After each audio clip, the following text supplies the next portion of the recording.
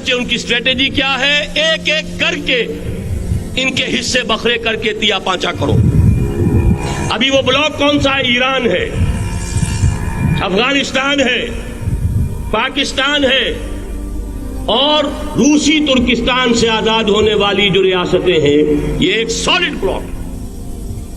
یہ عجمی مسلمان عربی نہیں، عربی گئے، یہ نوٹ کر لیجئے. اس لیے کہ عربوں کو اللہ نے فضیلت دی تھی، محمد ان میں سے تھے صلی اللہ علیہ وسلم، یہ رتبہ بلند ملا جن کو مل گیا.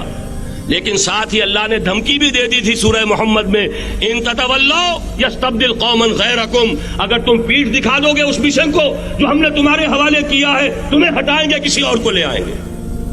اور یہ بات ہو چکی ہے 13ویں صدی عیسوی میں، 1258 میں جب سقوط بغداد ہوا ہے، عربوں کے ہاتھ سے عالم اسلام کی قیادت چھین لی گئی، معزول کر دیا.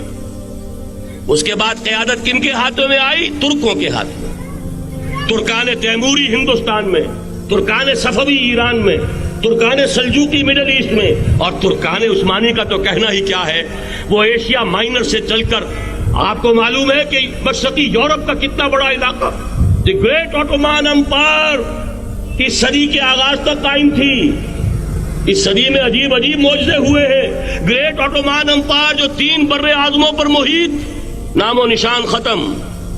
The great U S S R, نام و نشان ختم. اب تو روس صاحب ایک ملک کی حیثیت سے رہ گئے.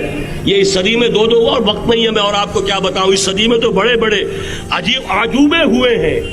بڑی بڑی 2 عظیم جنگیں ہو چکی ہیں، تیسری جو ہے سر پر کھڑی ہے، دور نہیں ہے، جس کو حدیث میں کہا گیا ہے الملحمۃ العظمی، تاریخ انسانی کی عظیم ترین جنگ، اور وہی صلیبی جنگ جس کا آغاز بوسنیا سے ہو چکا ہے. بہرحال اس وقت جو میں کہہ رہا تھا، ورنہ میرے پاس تو یعنی یہ کہ درد دل کہنے کے لیے وقت نہیں ہے، مجھے اپنی بات کو محدود کرنا پڑ رہا ہے. لیکن میں اب آ رہا ہوں اصل موضوع کی طرف، کہ ایک امکان تو یہ ہے کہ اس بلاک میں اسلام کا احیاء ہو، اور اس کے لیے کچھ نویدیں بھی موجود ہیں احادیث نبویہ میں. وہ تو آپ نے سنا ہوگا اقبال کا شعر، میرے عرب کو آئی ٹھنڈی ہوا جہاں سے، میرا وطن وہی ہے، میرا وطن وہی ہے. حدیث میں آتا ہے یخرج ناس من المشرق یؤتون للمہدی یعنی سلطان ہی، مشرق سے فوجیں نکلیں گی کہ جو کہ مہدی کی حکومت قائم کریں گی، اور یہ ہوں گے حضرت فاطمہ کی نسل ہی سے رضی اللہ تعالی عنہا. لیکن عالم عرب کے اندر پھر ایک طاقت بن کر ابھریں گے، باطل کی قوتوں کے خلاف جہاد کریں گے. لیکن ان کو مدد آئے گی 2 طرف سے، ایک زمینی مدد آئے گی مشرق سے، ایک آسمانی مدد آئے گی.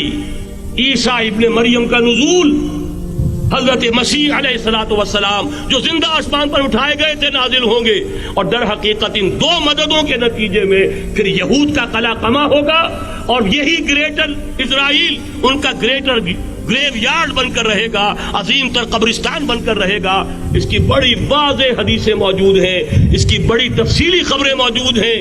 یہ احادیث کی کتب کے اندر بدقسمتی سے ہماری اس کی طرف توجہ نہیں. ایک تو یہ ہو سکتا ہے.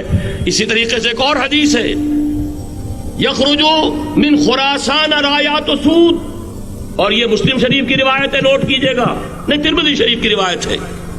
یخرج من خراسان رایات سود لا يردها شيء حتى تنصب بإيلیا.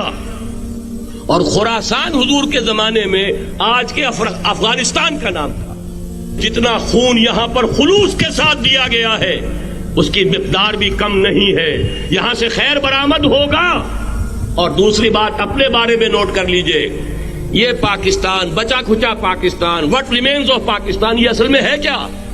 مولانا بہت خوبصورت انداز میں فرما رہے تھے، یہ 313 نہیں تھے، اسلام تھا.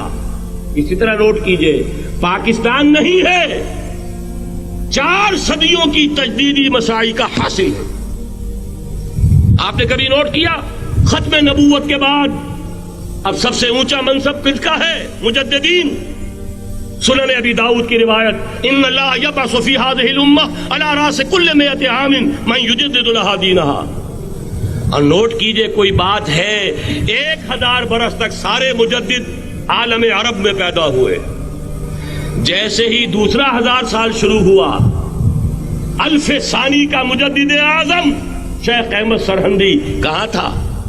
صنم خانہ ہند میں حاضر ہوا میں شیخ مجدد کی لحد پر، وہ خاک کے ہے زیر فلک مطلع انوار، گردن نہ جھکی جس کی جہانگیر کے آگے، جس کے نفس گرم سے ہے گرمی آرات وہ۔